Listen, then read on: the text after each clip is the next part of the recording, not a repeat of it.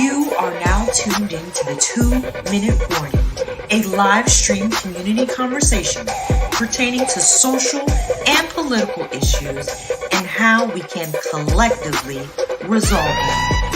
Powered by the Westside Gazette.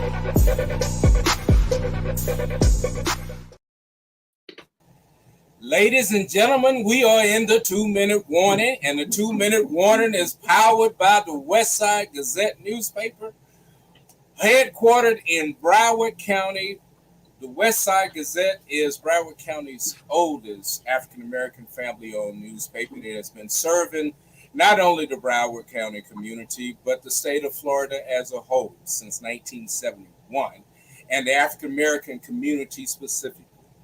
And joining me today is the publisher of the Westside Gazette and the president of the National Newspaper Publishers Association, known as the NNPA, or the Black Press, Mr. Bobby Henry.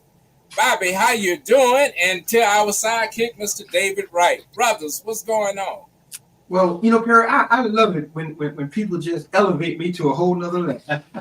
Perry has made me the president. I'm the chairman of the board, but You're right. But that's okay, bro. I'm sorry. No. I don't want to take anything away from Dr. Benjamin Shavis. No, nothing away. Nothing. Doc is great. But man, I'm terrific and getting better and just glad to be here. Every round goes higher and higher, so I'm glad. What's up, sidekick? Man, I'm glad to be sitting next to the president / I can't say no more. I can't say no more, man. And other than the system, the honor to be here tonight. I mean, we got so much to unpack. So much going on. Yeah. You know, we got to dive into it, man, because there ain't enough time in the day to get to all of this stuff. Okay. Let's do it, man. So Gary, but before we just do that, we got to reflect back on you. How you doing, my brother, and how things are where you at? Man, things are great. Arizona is simmering in more ways than one. Right now, the polls are saying, depending on where you hear the polls are saying, the vice president is up by a few percentage points, and others are saying Trump. On the ground, I've just been wearing my T-shirt. Vote STFU. And it has generated great conversation, because at the end of the day, we have all agreed that the one thing we should do is vote. And so, you know, the news will find its places, but as I say, on the ground, the conversations have been nice. Okay. Well, we're gonna get back to that because that leads into our show. But you know, unfortunately, there are a lot of things that's going on locally. We just want to acknowledge that our unions, our ILA, have come to some sort of an agreement. We're glad to understand that people came to their senses and are back at the negotiating tables. We know it's not easy, but it's fair to give those that work, die, live on the line for us, for all the logistics that we receive, all the produce and products that we receive, to give them some due credit. So we just want to acknowledge that they have come to some sort of an agreement. We pray it works out for the best for our workers, our union members. And anything you want to add to that? Well, yeah, man. And, you know, this particular time of the year, you got to think. You got to give them some kudos. We got an election. We got holidays coming up, and these brothers and sisters said, "Okay, well, we're gonna strike. We got to do something. We understand the time and the season, and we understand all that, but our livelihoods are at stake." And so I commend them for taking a stance and doing what they did. I also those who were involved in the bargaining, that they reached an agreement. Okay, you're gonna get most of what you asked for, which is always a blessing. And then we're gonna try to make it so we understand with this automation and this other stuff that's coming down the pipe, how it really affects us as human beings. So I commend all those who are working towards that to get us to where we need to be. So yeah. But understand this, the contract was up. It wasn't like we just willy-nilly said, hey, we gonna strike. No, the contract was up and we were trying to renegotiate something that was fair and equitable for everybody. All the billions of dollars that were made during COVID on the sweats and the backs of those workers, those dock workers, and those that died and lost their lives providing for us, the general public, to have goods and services. No, it's time to really acknowledge the sacrifice. All of the essential workers, the nurses, I mean, it goes across the board, not just them, but it went across the board of people that gave their lives, that sacrificed for us in a time, in a perilous time that we had never seen before. And David, you say that, and so what comes to my mind? Personal. My roommate from college, who was the ILA president out of Miami, he was injured in a container ship and could have had his head cut off. So when you're talking about risking their lives so that we can have the things we need to do, that's fine. And then we had a brother to get crushed, a worker to get crushed. So it's extremely dangerous, and they do it every day so that we can have the commodities and the things that we need so we can live.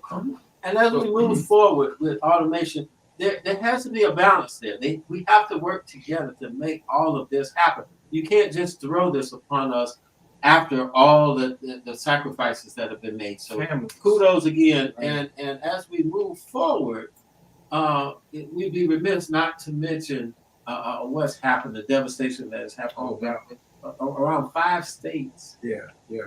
Florida starting and throughout all of northern and central America, North Carolina, South Carolina. Let's cross the line. Florida, Georgia, South Carolina, North Carolina. I was talking to a publisher. We have a publisher there, a member of the NNPA, and this is oh man, it's so devastating. I won't call names, but this publisher lost a family member. They have not found this family member yet. So let's continue to pray for those people involved. Now, granted, when catastrophes happen, natural disasters and things happen, unfortunately, those who are at the bottom of the barrel, if you want to say, those who are not as affluent, but at the bottom, the poor, the black, the brown, we seem to suffer more. So in the county of Buncombe County, in the Asheville, North Carolina, tragedy has struck there, and it's really devastating, man. I was speaking to a couple of preachers, some community workers. There's a project, there's a housing project, Southside housing project, where it's predominantly black. They have yet to get all the necessities that they need. Yet and still, there are communities around them that have been inundated with truckloads of water and things that are needed to baby items, caregiving items that are essential to living. But this community, this Southside community in Asheville, North Carolina, is still suffering because they don't have the wherewithal to get to the distribution points to get what they need. So we as a community, we need to galvanize and make sure that those communities get what they need. There are those that in the mountains, they're getting what they need, but those who are lesser, and I don't want to use that term, but those who are not on that scale are not getting what they need. So we're calling on all of those in whatever facet in ministry, whatever facet in community, that and all over the Southeast. We understand these are our brothers and sisters. A lot of times they're the last and the less. I think about back when Tom Jones was on the air and how they would come together and have boots on the ground, know people in certain communities to help us get the information and get the resources to the people, directly to those resources that they needed. And this is what's needed right now. And if I can, once we have been given the okay, that those ministers, those community leaders, those city leaders, once they have mapped out their plan for strategizing for the outlying communities to get what they need, will come back and give that information. I don't want to give anything that's misleading or would convolute what they're doing in terms of their efforts, because they do have truckloads of stuff coming in and from around the world. They have pitched in and did what's necessary, but there are those communities that are doesn't have the wherewithal to get to the distribution points. You know, those still, access. and that's the problem. Access is crucial right now. There's certain areas you can't get to. Yeah. But let's just say this too. Also, be mindful that this is a heightened time for scammers to come out and try to take advantage of people and contributions and different websites and things. So be mindful. Make sure you're connecting with the right sources, with the right information, to make sure whatever you contribute to this particular cause is going to the right individuals and you're not being scammed. So be mindful of that. And speaking of scams, our government. Oh man, please. I'm sorry, you take the lead. So there have been miscommunications, I guess we can say, on his behalf with the president in reference to meeting with him to kind of oversee the catastrophe here in Florida. So for y'all that voted for our governor, and those that support our governor, please tell him he needs to meet with the president of the United States of America, for the people in Perry and Tallahassee and Cedar Key and all those people. Some look like us, some don't, that need help. You know, and Leave it right here. you know, and I'm glad you said it. This affects all of us. Fortunately, Mother Nature does not see color. You know, it's that our governments and our leaders the one that draw the line that make it difficult for needed areas to get what they need. And for that governor, I'm saying that governor, for that governor, Ronald, to do what he's doing is a detriment to those who, unfortunately, they look like us. They are not in that. I don't want to say in that category, and so therefore, his concern is not truly with them. So we should not have party over people, especially in a time like this. So, moving on. Good evening, lots of officers. stuff. We got viewers and listeners chiming in. Everybody saying hello, good evening, and we want to say good evening. We're gonna continue to ask you guys to put your comments in the chat. We got a power-packed show tonight, Barry. I know you've been behind the scene, kind of establishing some of the stuff we're going to talk about tonight. We're going to bring our sports analyst on and let him get in here real early because we got some stuff we want to share. So without any further ado, we got so much hot stuff going on in sports. Can we bring on our sports analyst, Mr. Noonan Robinson? Coach, how you doing, sir? I'm doing outstanding. Good evening, everybody. Good evening. Can y'all hear me? Yes, Yes, we sir. can. Okay, awesome. You know, because I got this newfangled thing in my ear. I guess it's called, I don't know what it's called, some kind of piece, you know, so you don't see all that white dangling. But we'll get it. High tech. I'm getting high tech. Right. But you know, I have this serious mode when I come on in the beginning. Then I hear you all talking. I realize that what I'm talking about means absolutely nothing. But anyway, we were speaking last week about Jaden Daniels, the quarterback of the Washington Commanders. Well, and he was the second draft pick last year from LSU, the Heisman Trophy winner. Well, he is actually having a phenomenal year, especially the first 4 games. Do you know that he has established a record of passes completed, 82.1 passes completed in 4 games? That is absolutely phenomenal, and it's unprecedented. So I think we have to wait and see how it's going to pan out in the future. But right now, he is at the top of the class for this year's quarterback group. We want to pay homage to 2 of our fallen sports heroes.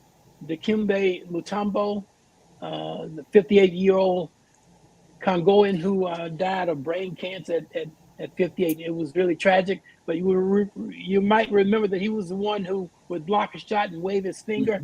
And you know, No. we mourn his death. And also Charlie Hustle, Pete Rose, phenomenal baseball player, the greatest hitter in terms of number of hits in baseball history, died at 83 of natural causes. These were two iconic sports heroes in our time that we want to pay homage to. Just quickly, Major League Baseball. I don't know if you all recall a manager by the name of A.J. Hinch. He used to manage the Houston Astros, and they got caught up in a scandal where they said that he and his staff were cheating because they were able to determine pitches, right? And so he was out of baseball for a while. Guess where he is now? He's a manager of the Detroit Tigers. And you know what they've done? They came from 10 games back in August to actually make the baseball playoffs as a wild card team. And guess what else they've done? Ironically, they have defeated the Houston Astros in 2 games. You know, in the wild card series in the beginning, you only play 3 games, and they won 2 of those. So if you don't like baseball, if you get a chance to watch it, it's really interesting and a lot of good things going on. I also want to talk about the WNBA for a moment. These young ladies play fantastic basketball. They're skilled, and they start off with 8 teams in the playoffs, and now they're down to 4 teams. In the first round, they played 3 games, and the top 4 teams are now playing 5 games. And the Las Vegas Aces, who are the 2-time defending champions, have been defeated twice by the New York Liberty, whom I picked to win the WNBA title.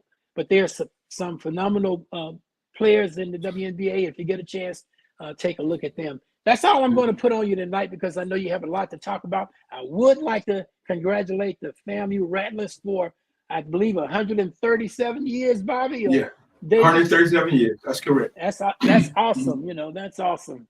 And so I'm going to stay on and listen to you all tonight because I want to hear what this young man, the former MAGA person, has to say about this. Let me just say one other thing. Y'all, and I said this when Tran Tellis was in the office, Bobby, last week. The only reason this race is close, in my opinion, is because of racism. There's no other reason this race should even be close other than racism. I'm done. Y'all have a good discussion. Well, before I let you go, Coach, the coach, the manager at Detroit again, AJ Hinch. AJ Hinch. Yeah, so, I believe that's so his name. let's make sure that there's no discrepancies now getting him there again and what he's doing. And Brother Daniels at the Commanders now, that's not, we can't just blow by that. He's done something that I mean, we talk about Brady and Favre and Starr and all these past quarterbacks, as long as they've been keeping records, how does that line up? It's historical for what he's doing as a first-year player. Though he has had enormous experience as a college player, something like 45, 50 games that he started because he was with Hermet, was at Arizona State before transferring to LSU, and he started everywhere he's gone. He is a phenomenal athlete. He throws the ball extremely well, and he also uses his legs the way I'd like to see Lamar Jackson whenever he needs to. You know, we talked about that last year with Lamar. So football is going to be interesting, and Jayden just may prove to be the best quarterback in the draft, even over Caleb Williams with the Chicago Bears. Okay. And what Hinch is doing is it's kind of ironic. It's like Tua again running into DeMar Hamlin with his head. You know, DeMar didn't hit him. Why didn't Tua slide? You know, and Hinch, who was with Houston, was suspended for gambling, is now the manager of the Tigers and has defeated and ousted the Houston Astros. How ironic is that? Okay. But before I let you go, real quick, the World Series coming up. Any predictions? Early predictions, or we'll wait till later? I really like the Dodgers, but I don't think their pitching is going to hold up. They've got a black manager named Dave Roberts, and they've been in the top for the last 10 years. They've only won 1 World Series. I got a feeling that if he doesn't really get it done this year, they may end up releasing him. But San Diego has a good team. They're tough, and the New York Yankees with the home run hitter, they're going to be tough also. Pitching is the name of the game, though. Pitching. If you good pitching will win out every time. Yankees, San Diego. All right. Thank you, Coach. Okay. Thanks, Coach. All right, Coach. All right. But Brother Perry, we got some guests coming on. Yeah, we do, man. I am excited about this conversation, I tell you. Bring them on, Coach. Okay. Well, our first guest isn't a stranger to the show. I've gotten the opportunity to know this young man from my time in Broward, and just really insightful in many ways, and just got a great conversation of great depth. And so with no delay, let me introduce Mr. Brandon Freeney. Good evening. Brandon, what's going on, man? How you doing? Glad to see you, sir. Yeah. Well, Brandon is we could really say that it's the reason why we're having this show. That's right. It's because of Brandon. Well, I figured that I was going to be very, very particular this election season. I mean, if y'all know me, y'all know I could be all over the place, with my entrepreneur pursuits and everything that I do. But as important as this election was, I got in a very singular focus, and it's just kind of happened to line up. I figured the one conversation I wanted to have was with gentlemen around my age, a little bit older, a little bit younger, about their fascination with Donald Trump. And the guy we're about to bring on, I think he can bring a different perspective to those individuals, because oftentimes, when you're in your community, you continue to have the same conversations with those guys. So if you're a Black Trump supporter, you're usually hearing from Black independents, Black Democrats, and Black Republicans about your Trumpism, but a different perspective from somebody, let's say, quote unquote, outside of the community that's intelligent, that could kind of give you some guidance as to why that might not be the brand of politics that you may need to follow. I think would be a fascinating conversation to have. And so, as Perry says in the background, whatever you do, vote. But for me, whatever you do, get away from Trump. Now, if you want to be a Republican, be a Republican. If you want to be independent, be independent. But whatever you do, get away from Trump. So I think it'd be an intelligent conversation to have with somebody that was in the belly of the beast. Yeah. You use the key word there. That intelligent word. Oh, absolutely. A college educated man. Yeah. That was which was a very fascinating conversation, because the stigma or the stereotype is that, as he said, I love the poorly uneducated, right? That was something that he said out loud. And come to find out, I meet someone that is highly educated and was in the belly of the beast. So it's a very, very fascinating conversation to have. And I don't know if and when we're going to bring them on, but I can't wait to have the conversation. Well, let's do it, man. And to Brandon's point, Brandon and I talked, and I'll be so honest as to say, I put out several communications asking specifically for a Black Trump supporter to join us, because I told him I wanted to have a discussion. And I believe just saying that we wanted to have a discussion and not some performative back and forth, which seems to permeate any conversation around Trump. Mm-hmm. I just didn't get any takers, but the invitation remains open. I'm always for a good dialogue, but Absolutely. What I'm not going to do is engage in some silly rhetoric and some BS that I know not to be true without calling you on that. Absolutely. So, without further ado, this gentleman that's about to come on was someone that I saw first at the Democratic National Convention on day one, was intrigued by his story. It's a lot of Republicans, basically flipping the script and, voting on the other side this time. And this gentleman wasn't an elected official. Then I seen him on MSNBC. Then I seen him on CNN. And at the top, you see how my name is at the bottom, Brandon Freeney, Positivity page? When you have that name at the bottom, it said Broward County. I was like, oh my God, this gentleman is from Broward County. So I reached out to him. I probably wrote the best email I've ever wrote in my life. And he essentially wrote me back within about 10 minutes because I told him that his story needs to be given to the Black community because I see that that's a sleeping giant during this election season. I do kind of believe the polls that he is receiving a little more support because I'm hearing it on the ground. And y'all know I'm in the streets. So I figured we would have this conversation. So if we can bring on Mr. Rich Logis, I would greatly appreciate it. Well, let's keep. Rich. Hey guys, good evening.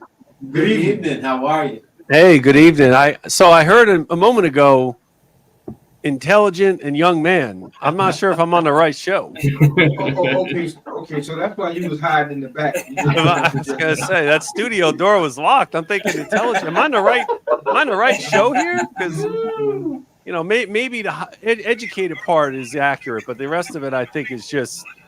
Yeah, I'm thinking. I'm scratching my head, thinking like, well, I appreciate you guys. Thank you so much for having me on. If I may, I just like to start with my mandatory apology that even though this is the first time we're all meeting, had I met you when I was in the MAGA community without knowing anything about you except your names and how you vote, I would have deemed you enemy political combatants who were existential threats to our country because you were not with us in MAGA. Because if you are not 100% with us, you are 0% with us. And so I just would like to say that to you as what I call the what if apology, because that's what I would have said and thought about you at one time. And I feel it's important to say that because as part of my apologies and desire to reconcile and find some kind of moving forward reconciliation in the country, I just want to mention that to you guys. And I really appreciate being here. It's really quite an honor, and it's very unlikely for me to be here compared to where I was about 4 or so years ago. Apology accepted. And Rick, I asked you that before the show started, if you would tell us what you said then in reference to how this together, how did this get here? I was a political person from dating back to college for many, many years. I graduated college in the year 2000. I voted for Ralph Nader in the year 2000. I'm from New York. I spent the time between 2000 and 2015 convincing myself that the two parties were the same, saying that most elected officials didn't really truly represent all Americans. They represented a segment of the population. And I felt estranged and alienated from our political system. Yes, I voted. Oftentimes it was for third parties or several times for Ralph Nader. And then all of a sudden 2015 comes around and you have this person, Trump, who, yes, he runs as a Republican, but he really runs as an outsider. No military, no government experience. And he came in with campaign messaging of the politicians have failed you. They're not listening to you. We've seen jobs go overseas. We've seen communities get hollowed out.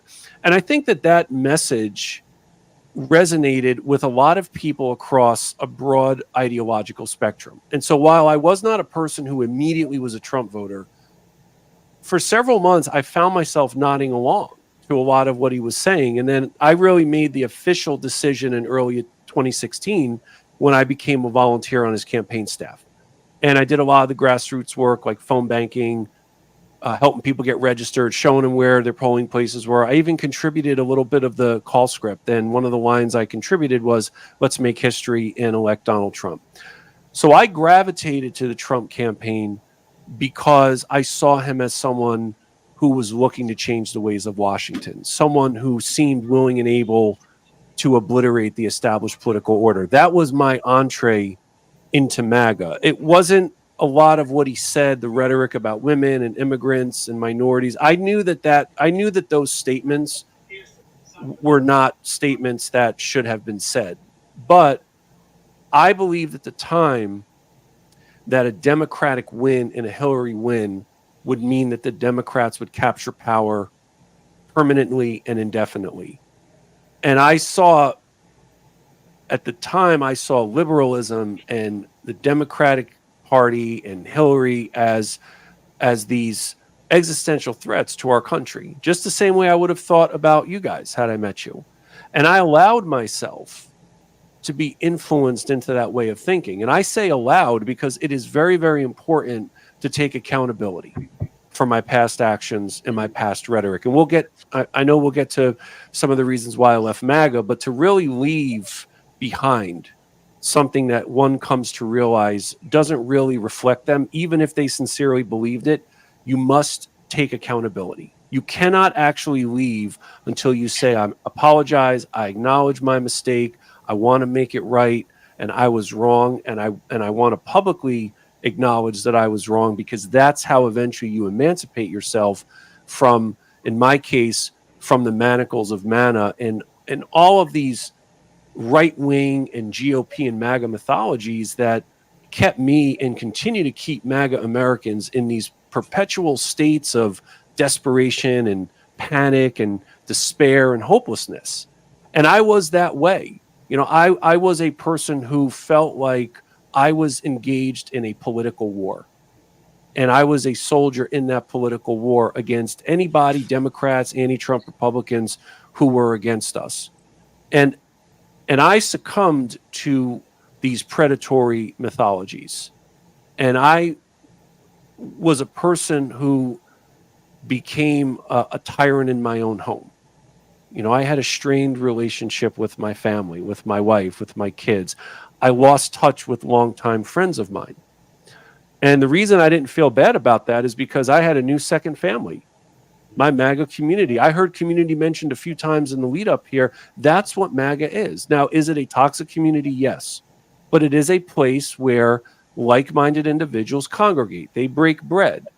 They're unified in shared values against a common enemy. And the only way, in my view, to empower people to leave MAGA, just like any toxic insular community, is you have to give them a place to go. And the reason I founded Leaving MAGA is because I want our community to be one of inclusivity, where people can reclaim their individuality. Because without a destination and an exit off-ramp, people who would ordinarily maybe want to leave MAGA, they're probably not going to leave because even if they know they should, there's that comfort of staying in that community.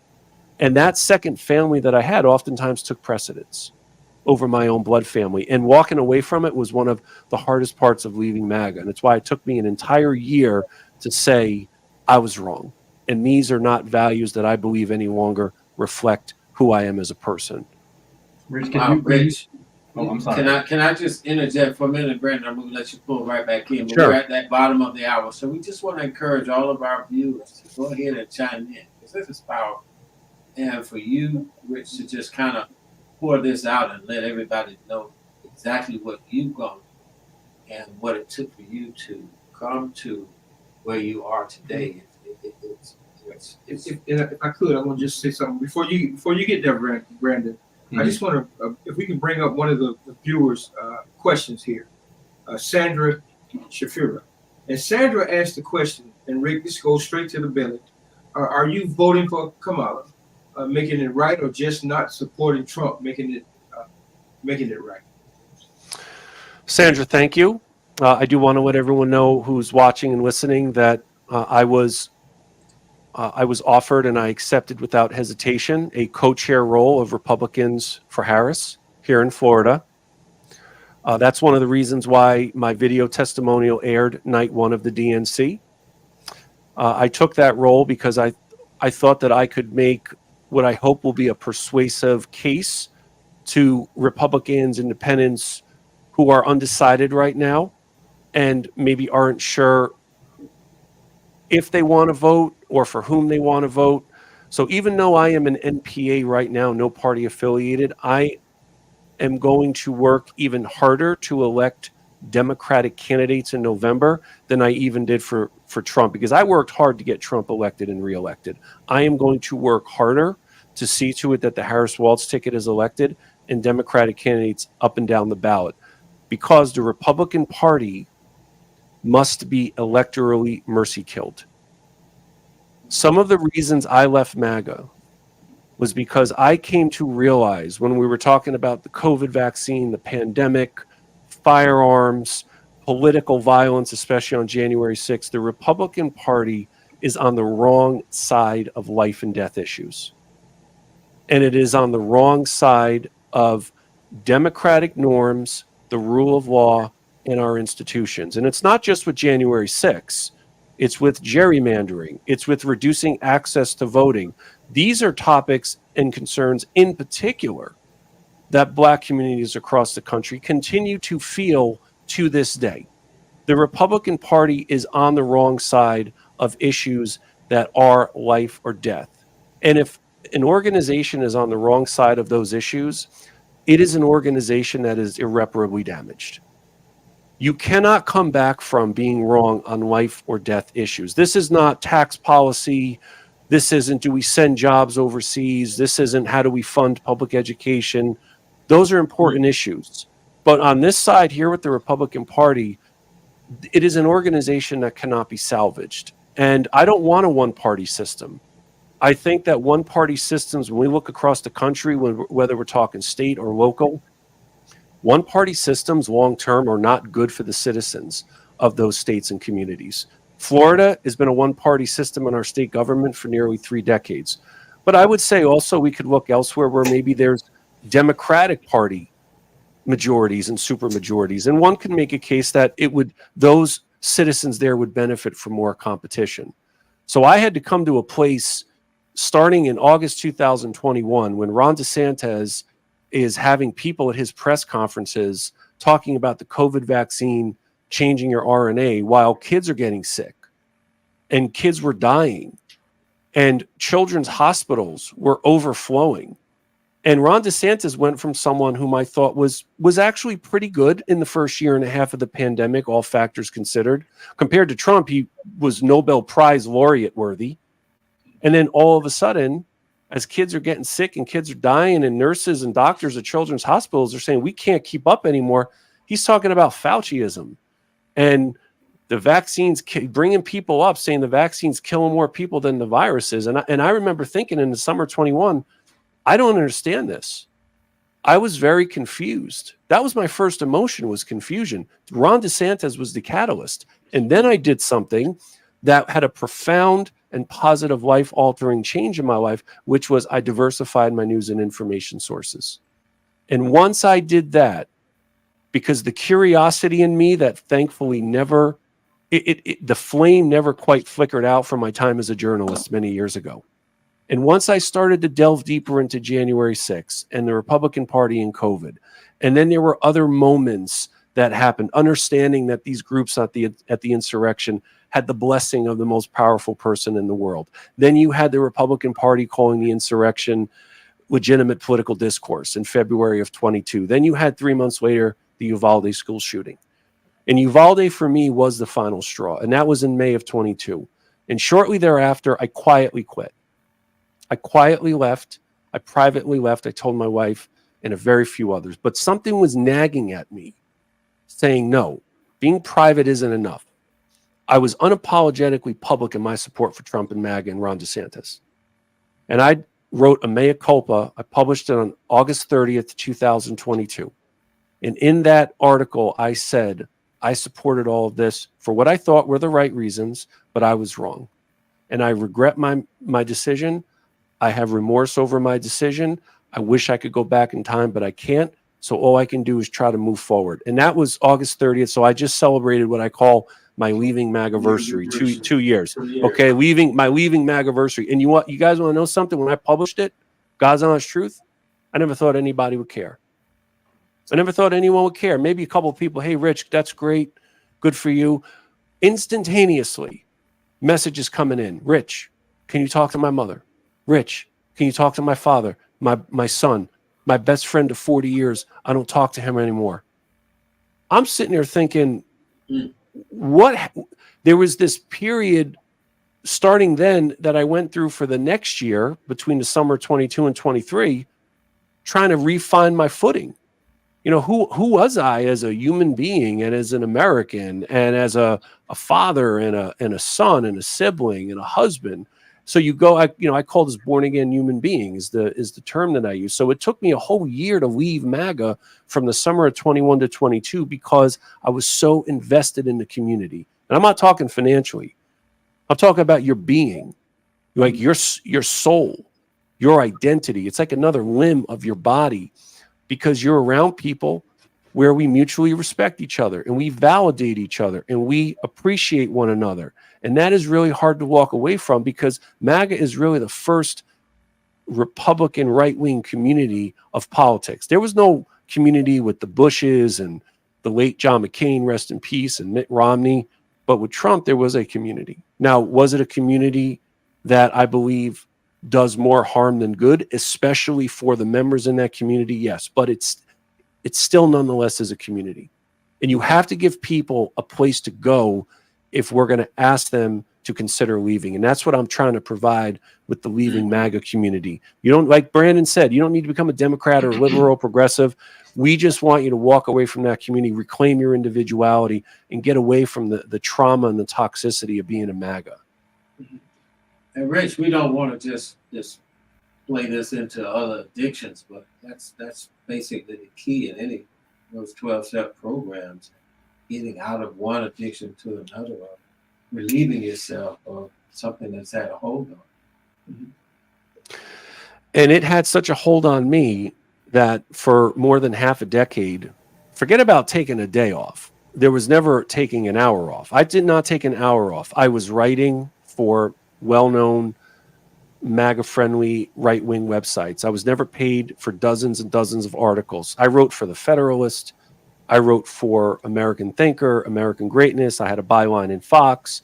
I wrote articles for a site called WND, World Net Daily. And the founder of that site is named Joseph Farah. He's the one who originated the President Obama birther conspiracy. I wrote for that site. I had a professionally produced podcast. Why? Because I saw myself as this aspiring MAGA influencer.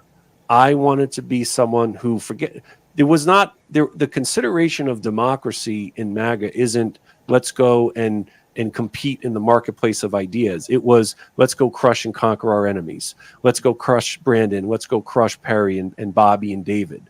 Like we're not interested in compromise with them. We're interested in conquering them. This was how we thought. And if you think about how unhealthy that is as a way of thinking, and to absorb that into one's spirit and heart and soul, these mythologies do something to people. I believe they change them. And I'm not trying to defend anyone's ignorance, mine or anyone else's, but I do think it would really behoove our nation, especially in the context of discussing MAGA, that people can be influenced. You know, we are susceptible to being inculcated into these really traumatic right-wing communities and mythologies that what they do is they exploit and manipulate a lot of our everyday fears and concerns. That is one of, I said in the DNC video, Trump's toxic superpower is lying.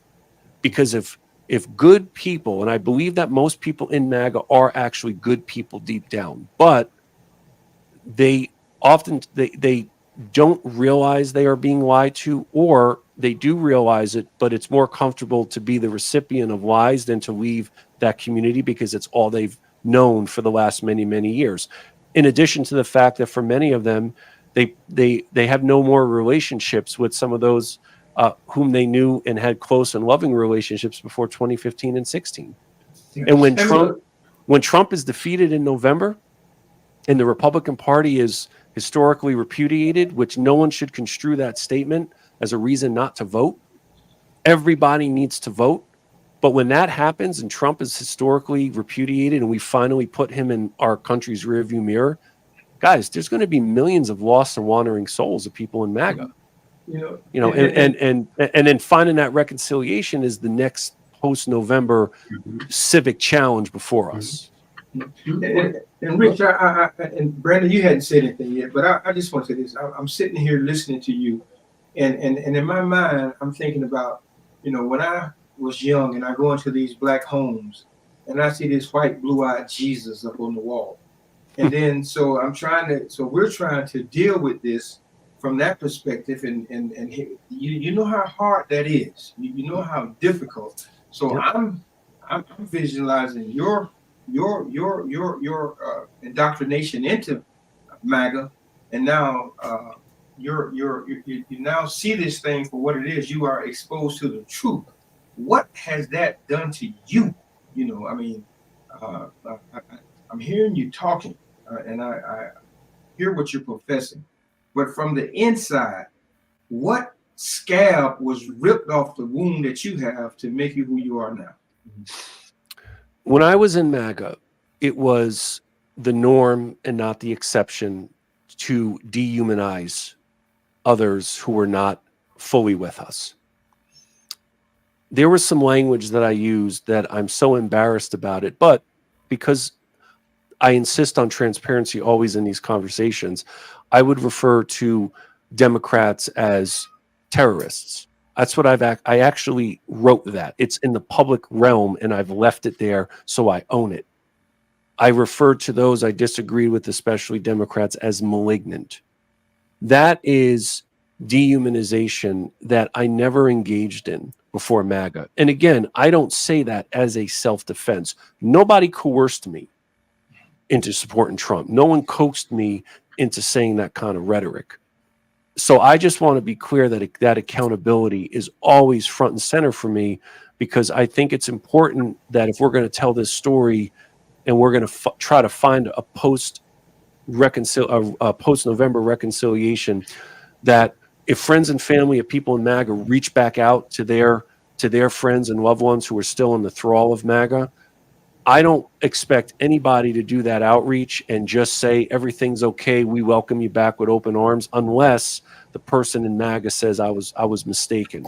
Because in the right wing, guys, there is this rule. It's this unofficial, unspoken rule. You never apologize for anything. Yeah. Never. It doesn't matter if you're 100% at fault. And you want to talk about dehumanization? I will give you guys specific. I will give you guys specific examples. Okay, after Charlottesville. Mm-hmm. Privately, we had there were lots of critical conversations about Trump. I had critical conversations about him with other MAGA Americans, but we never said nothing publicly, because if you do, you're exiled. You're a MAGA apostate. You're a heretic. You're a MAGA Judas, and you're just kicked out of the group. So when Charlottesville happened, I remember the very fine people that day at that press conference. I remember meeting with MAGA people and saying, we gotta get in front of this. You know, he's got to get better crisis management. The press is going to refer to all of us as part of the Aryan Brotherhood, and we're going to be neo-Nazis. You know what we didn't talk about? We didn't talk about the fact that a lady named Heather Heyer died.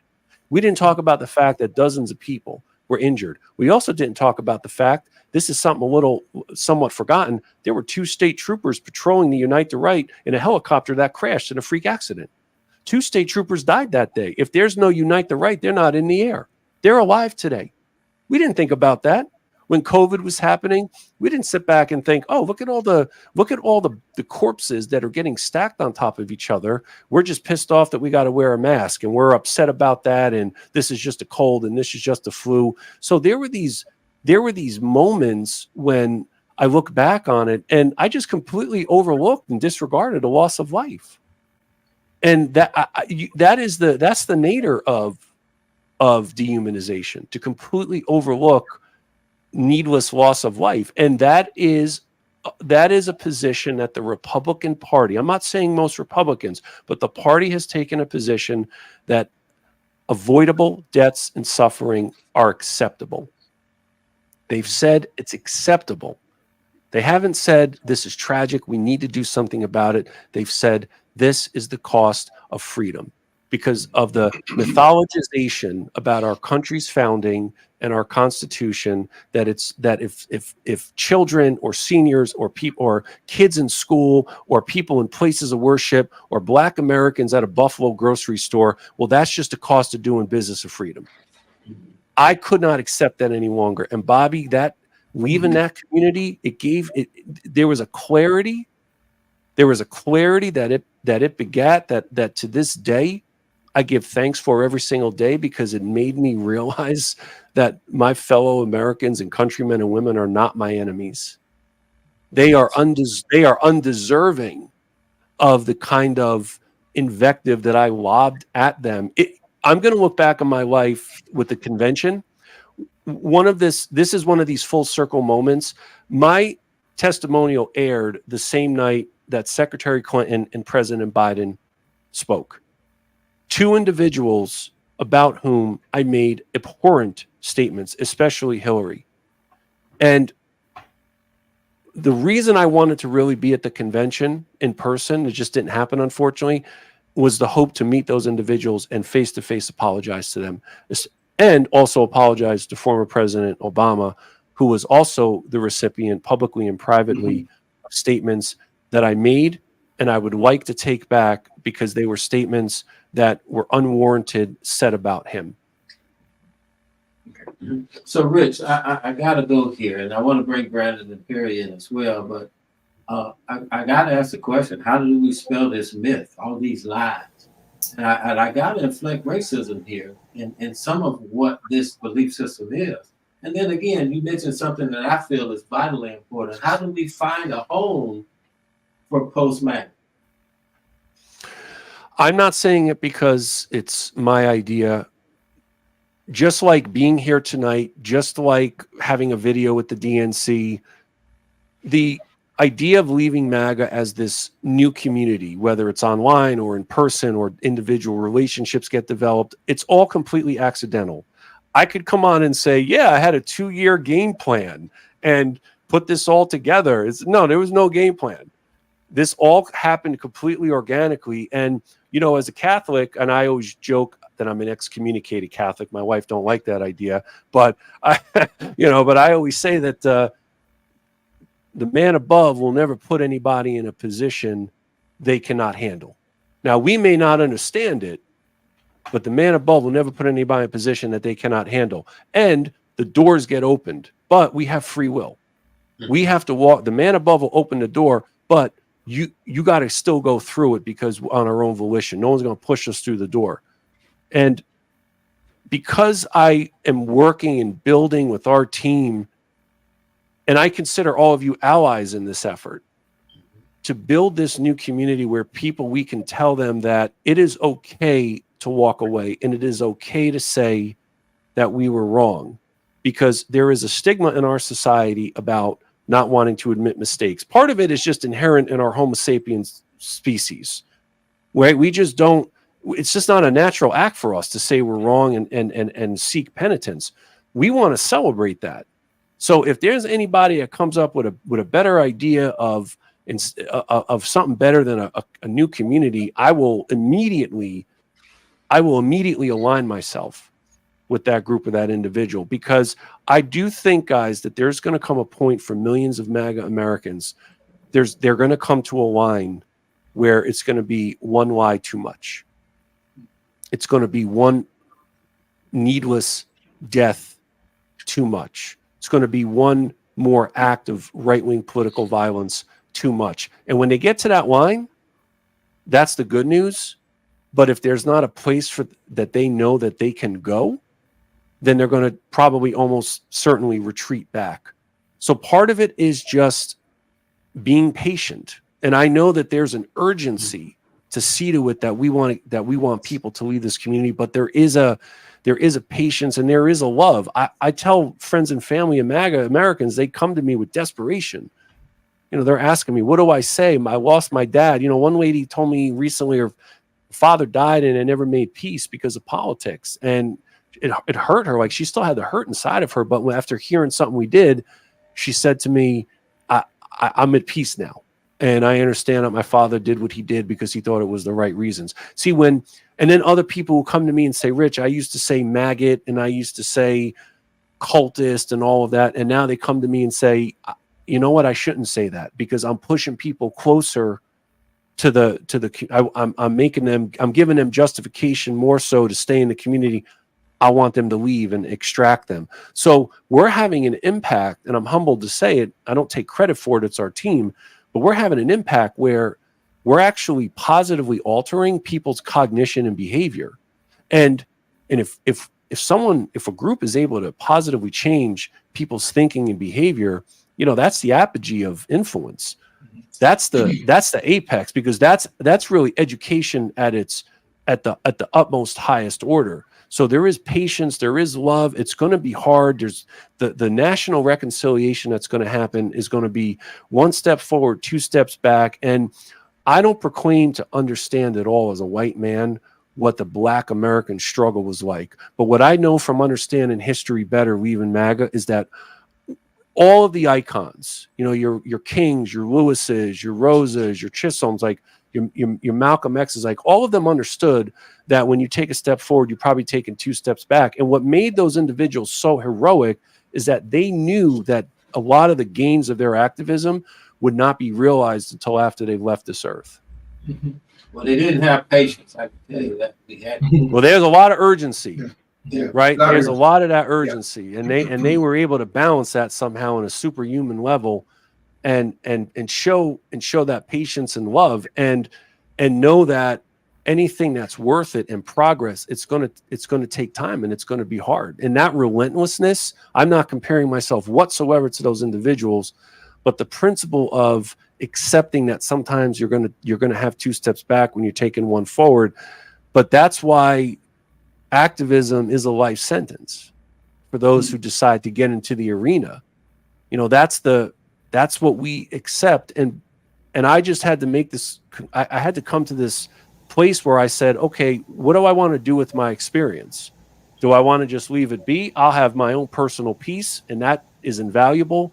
But I thought, you know what? No, I need to put the experience and what I went through to positive good use, because I contributed to a lot of the ills that are happening in our country now. I helped Donald Trump divide. I helped him pit strangers against each other, tear asunder families and communities and friendships and places of worship, amplified conspiracy theories that he almost certainly knew would result in death and trauma and suffering, along with this complicit Republican Party. Because the reason Donald Trump is even a nominee today is because of the Republican Party. I'm not saying the legal cases don't matter. We're talking Jack Smith, we're talking the 14th Amendment.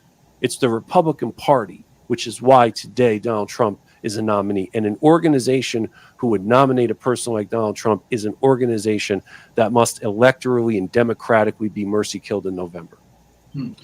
Brandon. Yes. So I've been patiently waiting to ask this question, and I want to get some context to it, because a lot of the listeners or people that will go back and hear this may not understand having identity tied to politics. Me and Rich had a conversation, and I told him specifically that, if Trump doesn't win and you're a Black Trump supporter, what you're going to do is you're going to pick your ball up and you're going to go home and you're going to go back to your life. Your identity is not tied up into being a Black Republican or a Black Trump supporter. So some of the people listening right now may not understand how it is so deep as to him talking about community, as to how it's so deep to him talking about identity. This is what we're up against when we're talking about not being a Republican, but being a part of MAGA. So I get that context to say, you mentioned that you do think in your experience that although there's differences there, you do think you have some similarities to a Black Trump supporter. So I wanted you to speak to what I feel like are just disgruntled Democrats that do not really understand the political process, and they have someone to be mad at, and they're so blinded by their hatred of the Democratic Party and the pandering, they kind of just say, well, we'll grace the other side, and we'll just be mad at the ones that say they were going to do stuff for us. So I kind of want you to speak to that. But I also, like I said, I wanted to give context to the idea. Some people listening to you talk about this, they're probably flabbergasted at the idea that a vote or a political party would be that deep within our community, because I just have never seen that with my generation or the older generation. We kind of just vote, things don't happen, and we go do it again, but we don't tie our entire identity to it. So I just kind of wanted you to speak to what you think the similarities may be between someone that I just described as what I essentially understand to be somebody that was raised Democrat, raised to understand the struggle that we've had, and we've aligned ourselves with that, but now they've turned and going in this direction. I mentioned earlier about MAGA and right-wing mythologies. The Democratic Party and liberalism, perhaps the one mythology that most harmed the ability for the Democratic Party to advance gains of equality and civil rights was demographics or destiny. Because that mythology of demographics or destiny, what it did is it President Obama gets elected, there's this feeling of invincibility in the Democratic Party. And if there's a feeling of invincibility, then inevitably groups who have traditionally been very loyal Democratic voters along the way are going to feel, whether it's real or perceived, I think it's valid, are going to feel that my vote's taken for granted. If I were to meet a black Trump voter and we have a conversation, and I'm sorry, Perry, that the invitation, no one took it, because you know what? When that invitation's open with me also, because I understand those feelings that black Trump voter might have about disillusionment and feeling like, you know what? A political party feels entitled to my vote. And naturally, because we're a two-party system with a binary choice, if one feels like I've been loyal to the Democratic Party, my parents were Democrats, my grandparents walked across the Edmund Pettus Bridge from Selma to Montgomery, and now I don't ever hear from my Democratic representative unless it's to raise money or unless it's to get a vote or come volunteer. And so all of a sudden, black Americans start to feel like, well, I may not like Trump, he may not really reflect who I am, but I don't. He doesn't take me for granted. It's like there's this conclusion that comes to where, because Trump never really worked to get black votes, thus there's no taking for granted, because that black Trump voter, Brandon, maybe never voted Republican at all.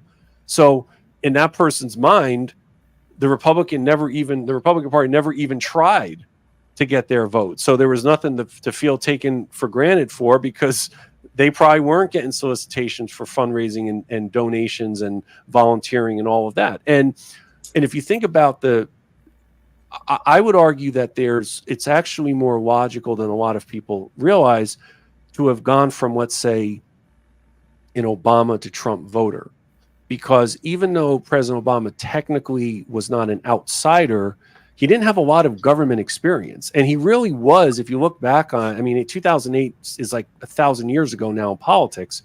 But if you really look back at him as a candidate and his messaging, it was very much an independent outsider voice. And I think that a lot of people, there were Republicans I knew at the time who voted for President Obama, then they became Trump voters. Part of it was just a variety of factors. For some, it was race. For some, it was feelings of, well, Obama didn't really do anything for me the way that I thought that he would. So thus, I'm going to vote for Trump because Hillary just reminds me of Obama. So Brandon, that black Trump voter, those feelings of disenchantment, when you get a guy like Trump whose entire brand is grievances, there's going to be a natural attraction to that.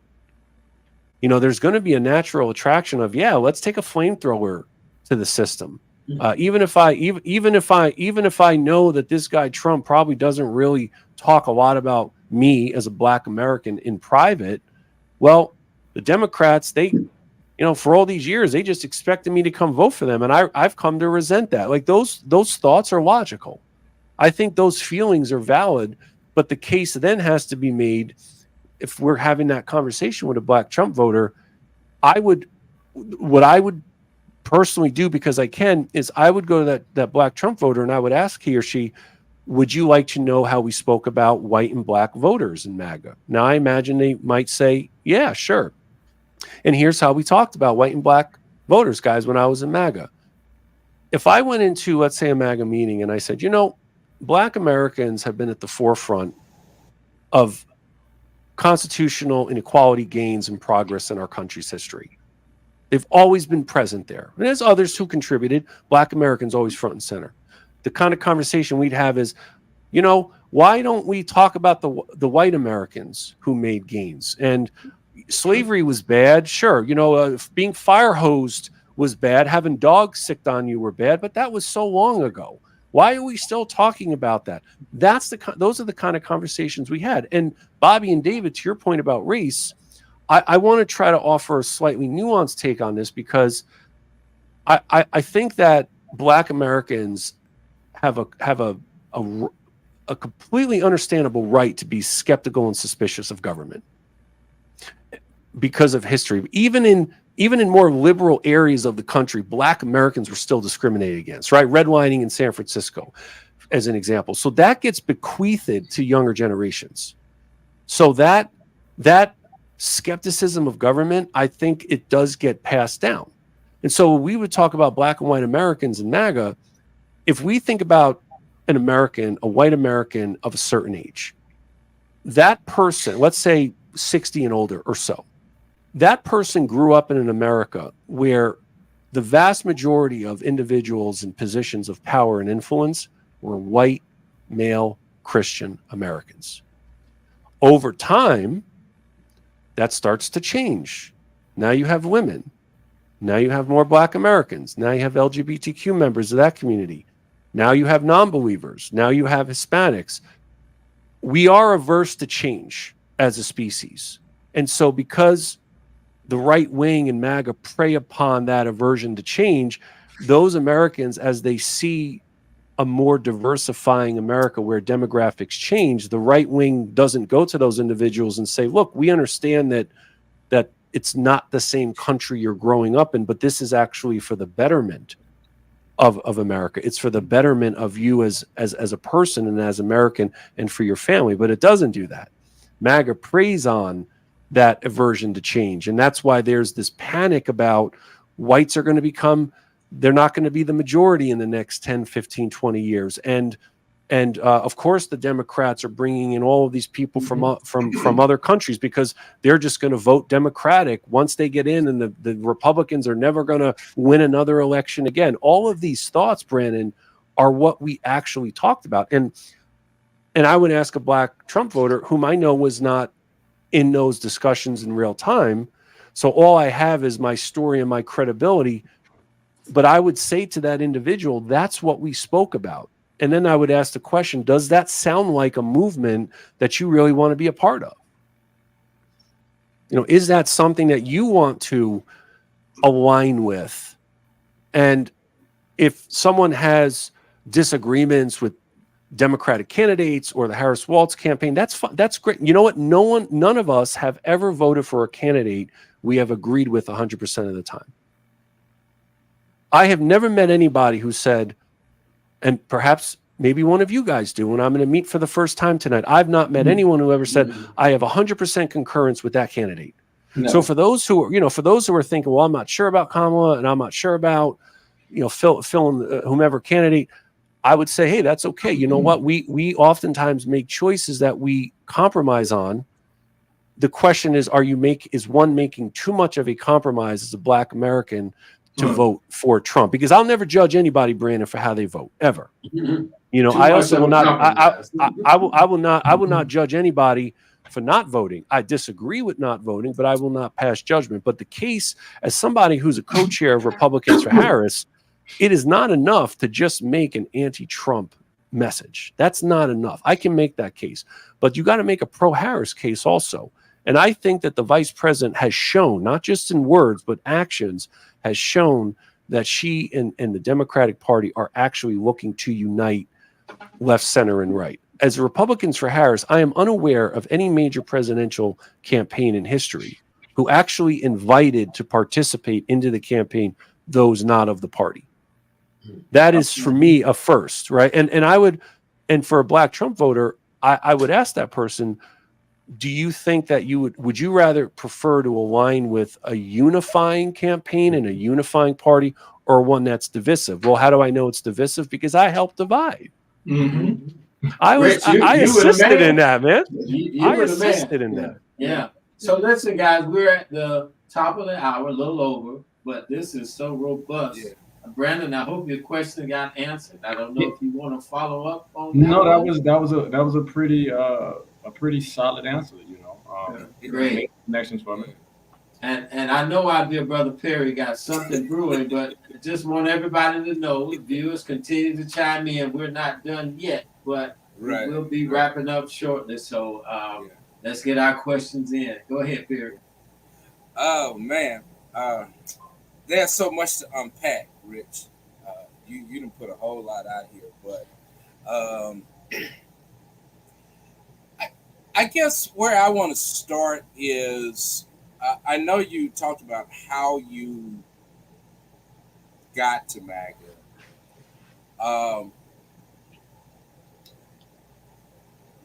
What were you searching for? You know, I mean, and I preface that with, yeah, we all have some noble goal that we want to seek. But MAGA speaks to a certain element.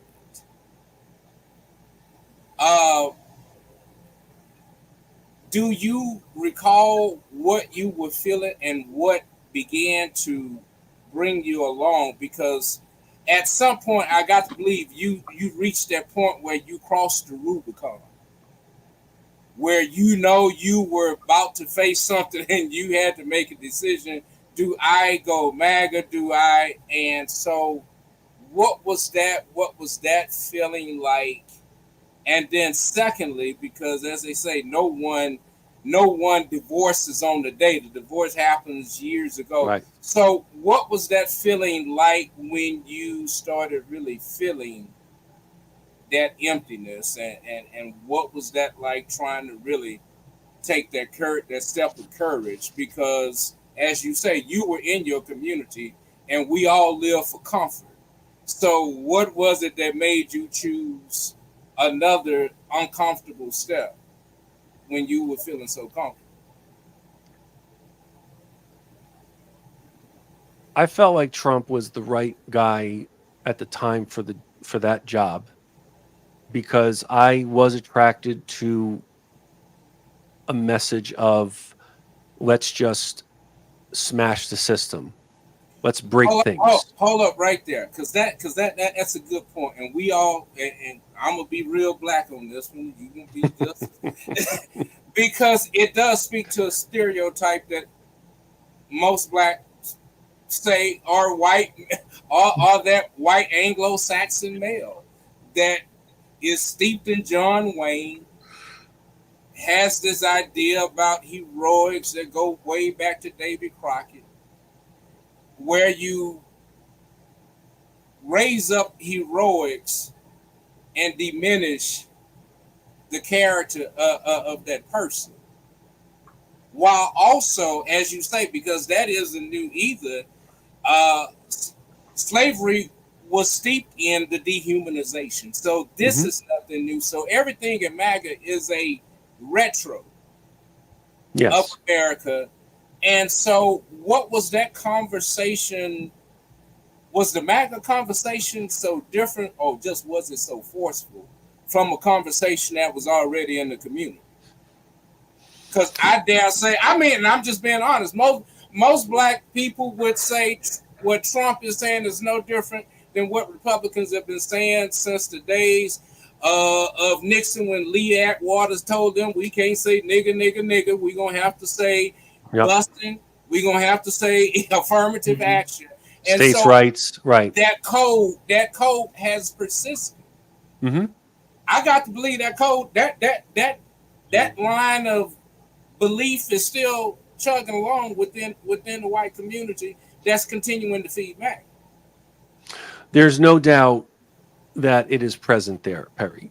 What you're saying, there is no there, and the reason it may not be present solely in, let's say, Americans of a certain age, senior citizen or close to, it's a similar principle I mentioned before about how for many Black Americans, they inherit the skepticism. I think with MAGA, you know, Bob, you asked earlier about what it was like coming out of it, and I mentioned this clarity. Part of that clarity is really looking, not in a regressive way, but looking backwards and thinking, why did I believe this?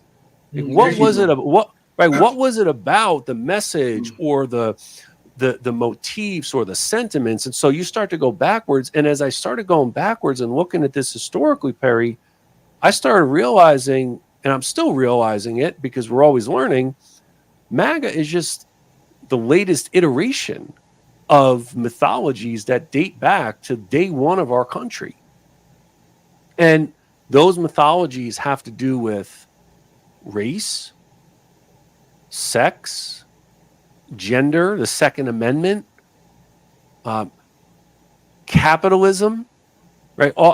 And some others in between. And so over time, while these mythologies can take on different names and slightly different forms, MAGA encapsulates that, but makes it into a communal existence. Because what I didn't know that I was looking for at the time, I was disenchanted. I felt like both parties were the same. Yeah, let's blow up the system and rebuild it. But I never really thought about that in serious terms. And then all of a sudden this guy Trump comes along and I'm thinking, man, that's a disruptor I want. I wanted a guy. Then you come to realize, yeah, you know what? This guy actually seems like he will disrupt the system. And you know what? He was a disruptor.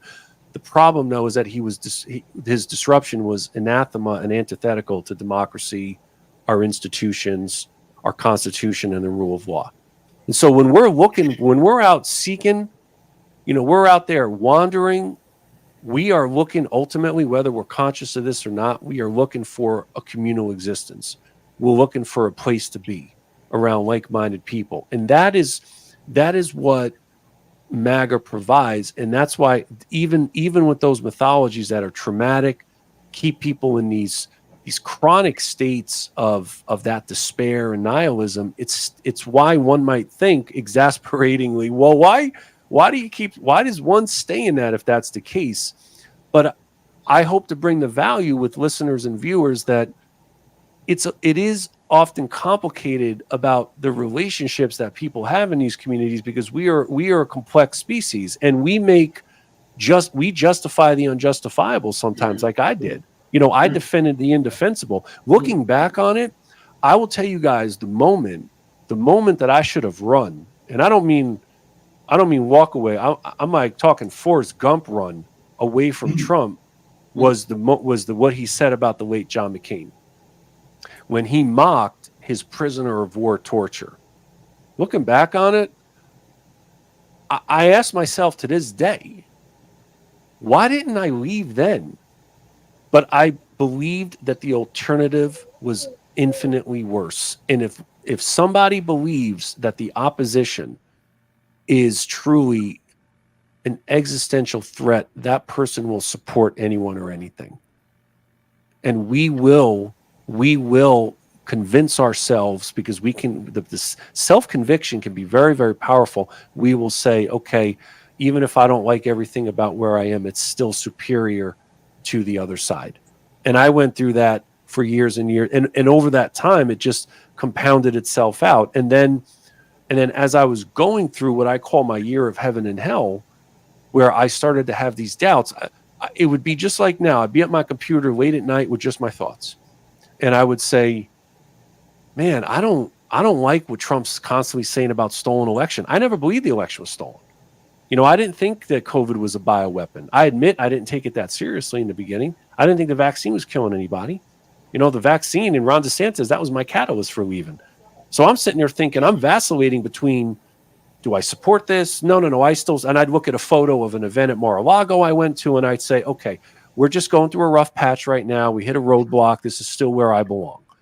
The feelings would be conjured of the community and speaking in front of a Trump group, and the exhilaration that comes from people cheering what you say and people saying, man, I value, Rich, what you're doing. You're one of us. You're an important soldier.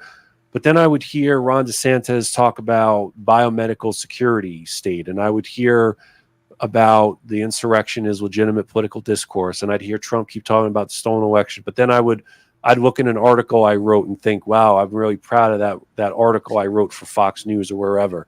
So it was like there was this internecine political and personal war where you're ping-ponging back and forth.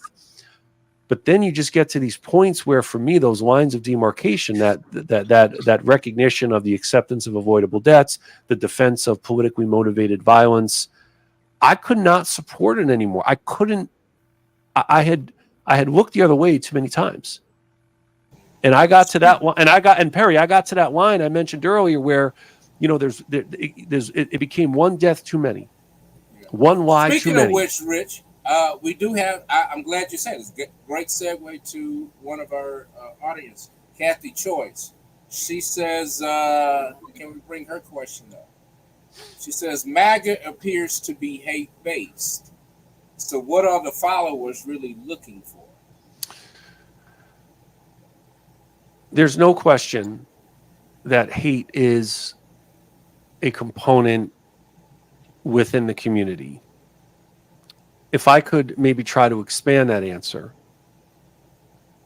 I think what people in MAGA are, what fuels the passions of the community. It's not ideology. What MAGA Americans have been conned into believing is that liberalism is the enemy of America.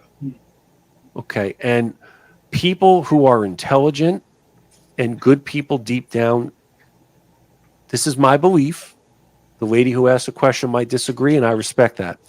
It is my belief that good people can be made to hate. Because Rich, before you continue, sure.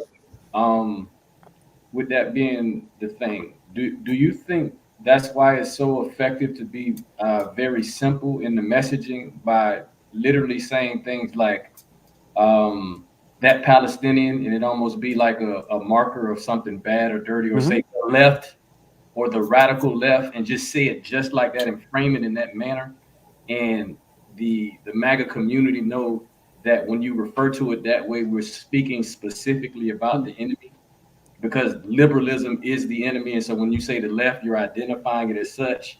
Right.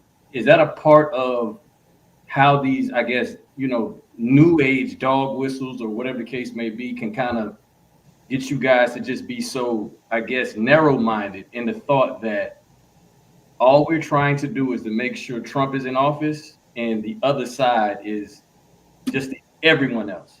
And everybody else that doesn't like Trump is the left. Everybody that doesn't like Trump is essentially a Democrat or a Republican in name only, or enemy of the country. So it's really, so I guess my real question is it really just that simple? Like the thought process? Is there no nuance? No one I ever recall having spoken to in MAGA said the words, our remonstrance is against liberalism. I never heard anyone in MAGA use the word liberalism, but that's what it is. But what people in the community have been led astray on is that the actual ism that has been uneven, it has not been perfect, it's been often flawed, but the reason that we have more racial progress and equality and gender equality and marriage equality has come from liberalism, because the Latin of liber is free. The founders of the United States, with complicated legacies, neither good nor all bad, were in a way the original liberals of America. So the simplicity of the message is, Kamala wants to help first-time homeowners get $25,000 for first-time buyers. That's communism. Meanwhile, many of those same people, unfortunately, right now are crashing the FEMA phone numbers and servers because they're looking to get some flood coverage, right? And so when someone is made so panicked into fighting this imaginary enemy, it is easier to dupe that person. And again, not because that person lacks intelligence or good or integrity, but because some people are more vulnerable to having their everyday understandable fears and concerns exploited. And if your concern is about cost of living, like for most of us it is, if someone is a firearm owner, which I am, and I'm a person who thinks that firearm safety laws are about a half century lagging. And I say that as someone who owns a firearm, because I believe in civilian firearms responsible ownership is uniquely American. You know what else is uniquely American? How many people die because of guns in this country? and are injured. So it's really more of a what I'm against type community as opposed to what I'm for. Because if you ask someone in MAGA what they're for, and again, they're going to answer you sincerely, well, I'm for the government staying out of my life, and I'm for lower taxes, and I'm for, America first. But part of the challenge is that when you're in an insular community around like-minded people, you mentioned this and alluded to it earlier, Brandon, you ain't having any other conversations outside the echo chamber. So all everybody's doing is just reinforcing the enemy and who the enemy is, and reinforcing that if you're, let's say, an Adam Kinzinger or Liz Cheney, who spoke today with the vice president, Liz Cheney is probably more hated in MAGA than almost any Democrat. Truth. Because our view was always, well, the Democratic politicians, they're already the enemy.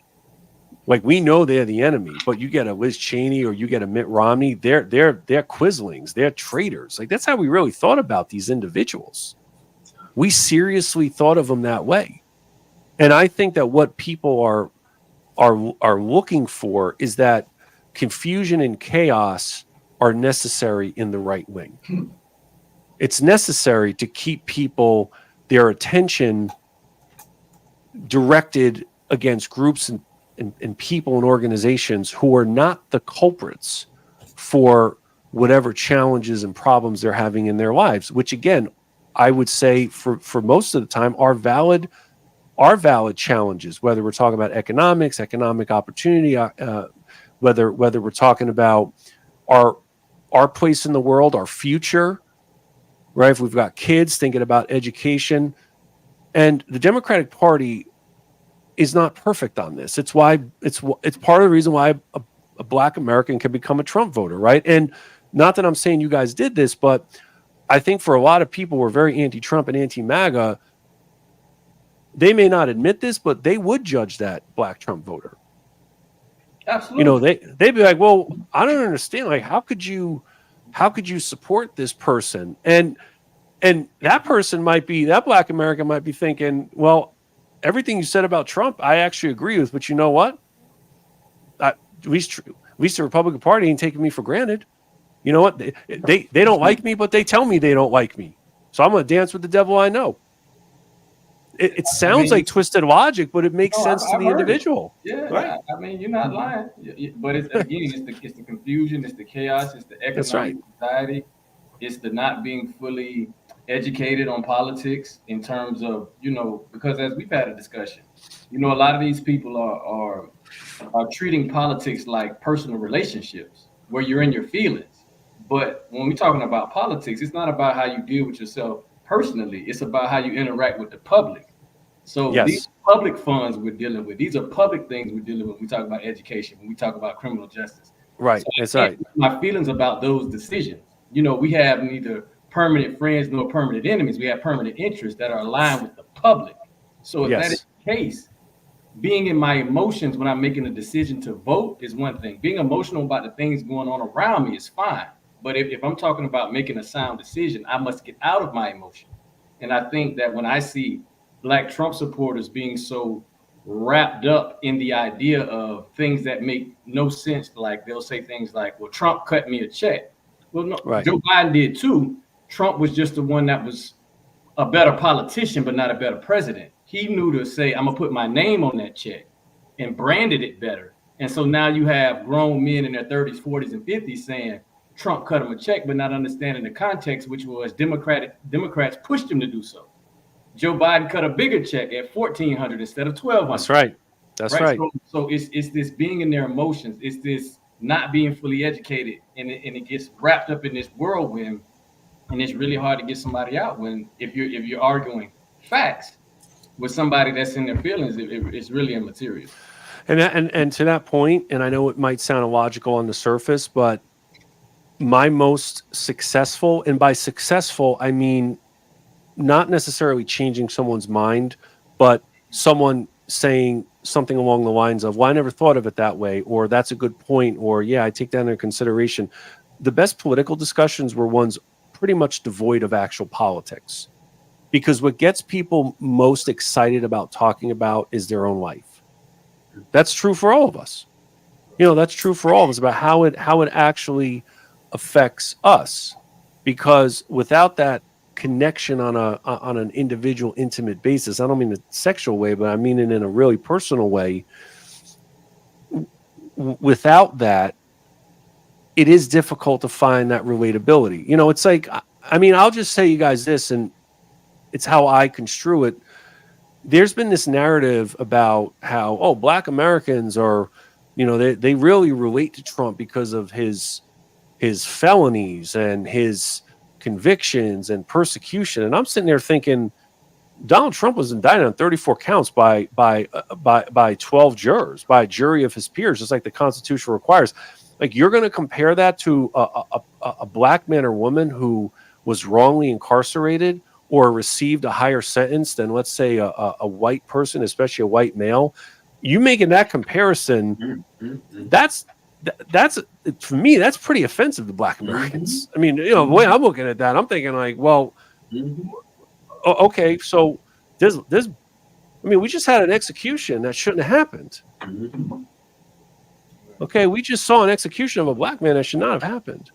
Where the prosecutor, the people who actually convicted him said, no, we should not be doing this. And now to say, well, Donald Trump, he's persecuted, and he's got street cred now because of that. No, he was convicted by a jury of his peers on 34 counts, and he has a right to appeal.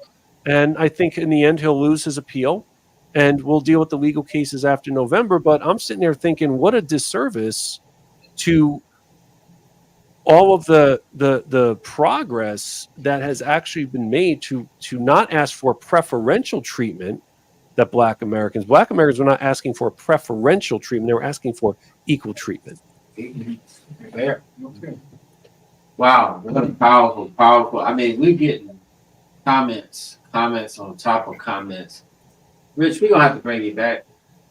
It's not enough hours in the evening to really delve into everything that you brought up.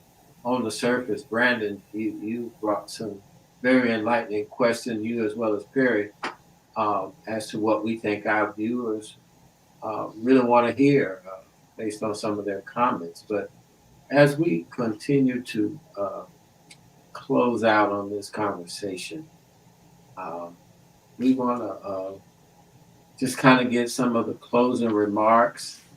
I don't know, Bobby, what kind of order you think here? Because I know all of y'all can go. But we try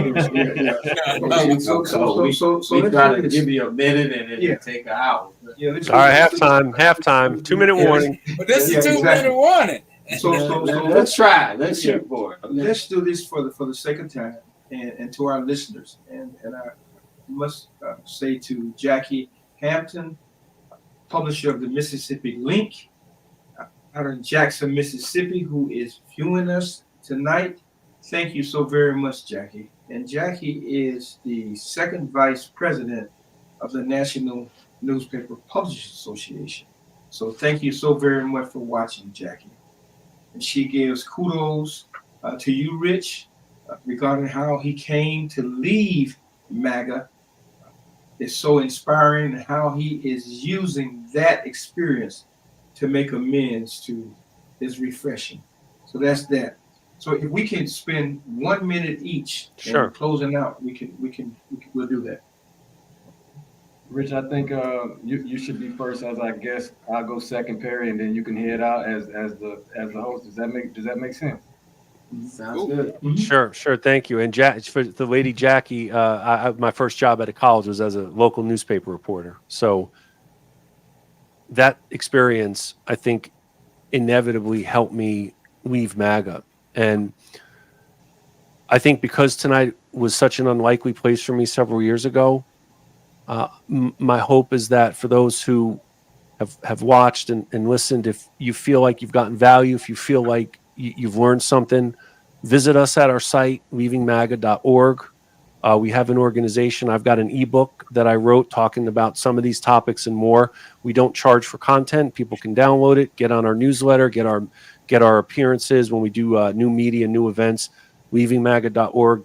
Get in touch with us. If you've got a MAGA story, if you out there are thinking, man, I got doubts, I'm in MAGA, or if you got friends and family who are enthralled in MAGA and you feel like we're someone we can lend an ear, get in touch with us. We are happy to hear from everyone. Feel free. No one out there should feel any hesitation or ambivalence about contacting us. Again, leavingmaga.org. I really thank you guys for giving me this opportunity to tell my story. It means a lot, and for caring about our work.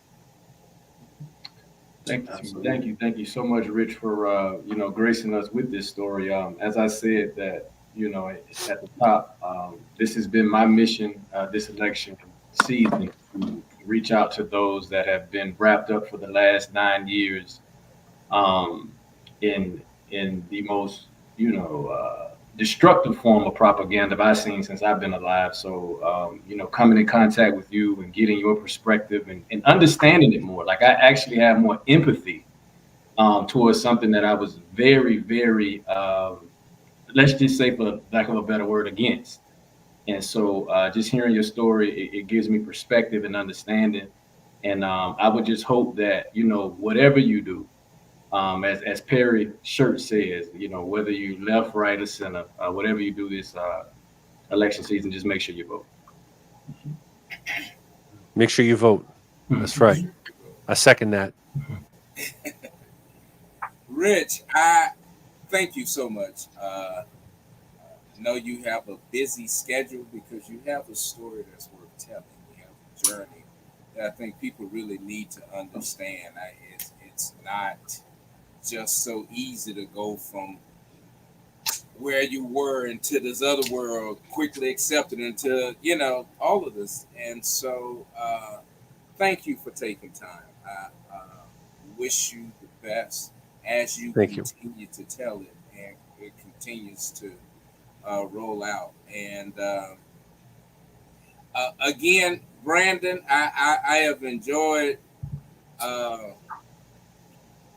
Brandon, just one of the little young guys I try to stay in contact with to stay young. He always has some great ideas, and but he symbolizes what I think is really needed in this, and that is to expand our networks into areas that are unfamiliar. And so when he told me about how he reached out to Rich, I was excited because we have to expand our platforms to listen to these voices, to these stories, and I'll close with this. Being that preacher's kid, it says how good and how blessed it is for us to live in unity. And at best, we can try for unity, not agreement, but if we can all find a way to live together. Because I tell you, Rich, as a black man, and I know I'm going over, Bobby looking at me, I don't know a story in black history where black folk can try to take over America. At best, Nat Turner was just gonna kill his master. Yeah, but I'm just saying that reaches to how tender we are as African Americans who have come through the diaspora, have come through slavery, and yet we still want to find ways to build America. And so it becomes awkward for us to kind of face someone who would be willing, because y'all got history. You probably got some forefathers close to the Declaration. I do, maybe through some other means. But y'all want to take down the government? Okay. Man, that's some different stuff. I'll leave you with that. Thank you. That's good. That's good. Everyone's like, better mute Perry. Better mute Perry at this point. But thank you, and thank you, Rich. In all sincerity, thank you so very much, Rich and Brandon, for making this happen, and all of our viewers and listeners. This is the start of something different. Next week, we will have some people from the Jewish perspective, and we're going to talk about how the Jews have been involved with voting, NAACP, Harriet T. and Harriet Moore. We're going to bring all this together. And so I would ask that you come back and visit that show. I'm going to try to sum this up if I can. Rich, I appreciate what you said. You said a lot of stuff. One thing in particular, as you took the veil off your eyes and you began to see what was transpiring where you were. And that's what we all need to do. We all need to come to a place where we have to take the mask off, take the veil off, and take a look at what's truly happening. We have to look what's inside ourselves. So in closing, if we're talking about making America great again, we need to move beyond the narrow definitions and the divisiveness of ideologies like nativism, which is a word I learned tonight, nativism, which prioritizes the interests of a native-born residents over migrants. While some may label themselves as patriots, nationalists, or populists, or nativism is fundamentally different, rooted more in xenophobic and racism than in true patriotism. If we really want to make America greater, it means creating an inclusive nation where everybody, regardless of background, has the opportunity to contribute and succeed. Investing in Black-owned businesses, I'm taking a personal privilege here, investing in Black-owned businesses, building wealth in marginalized communities, and fostering an economy where greatness is shared by all. Now that's the real path to a stronger, united America. And in the words of Paul Laurence Dunbar, we wear the mask that grins and lies. It hides our cheeks and shades our eyes. This debt we pay to human guile, with torn and bleeding hearts we smile, and mouth wide myriad subtleties. Why should the world be otherwise? And counting all our tears and sighs, nay, let them only see us while we wear the mask. We smile, but oh great Christ, our cries to thee from tortured souls arise. We sing, but oh the clay is vile beneath our feet and on the mount. But let the world dream otherwise. We wear the mask. I thank you all for joining us. Thanks to our viewers, and thanks to our guests. Come back and see us again next week as we delve into another part of what it is that we call America. Thank you, and God bless. Thank you. Thank you, everyone.